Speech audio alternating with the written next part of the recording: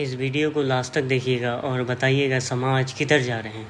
Class 6-7 में पढ़ रही है लड़कियां, बच्चियां, और वो भाग के बॉयफ्रेंड के साथ भाग रही थी। और वो बच्चे देखिए बालिग भी नहीं हुआ है अभी।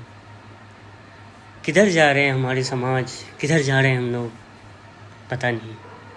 ये नफ्स के पीछे ज़िंदगी बर्बाद।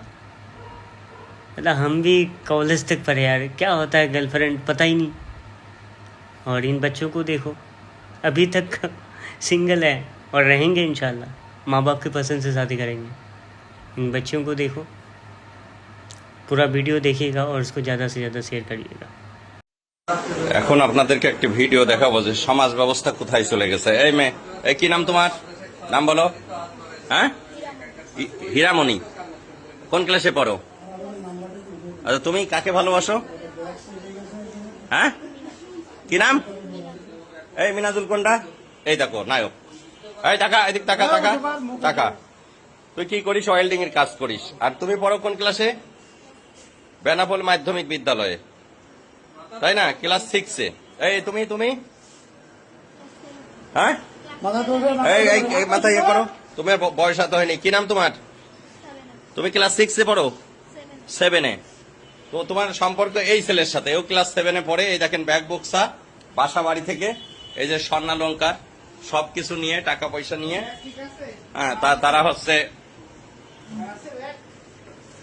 টাকা পয়সা স্বর্ণালঙ্কার সব নিয়ে বাড়িতে বেতনা এক্সপ্রেসে তারা চলে যাচ্ছিল।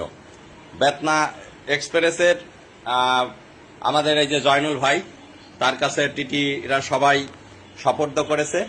পরে আমার বাড়িতে নিয়ে আসছে, এমন প্রয়োজনীয় ব্যবস্থা গ্রহণ করা হবে।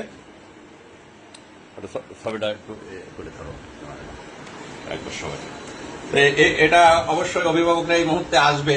অভিভাবকদের আসার পরেই আমরা আইনগত ব্যবস্থা যেটা হয়। খুবই দুঃখজনক এই সমাজ ব্যবস্থা কোথায় চলে যাচ্ছে।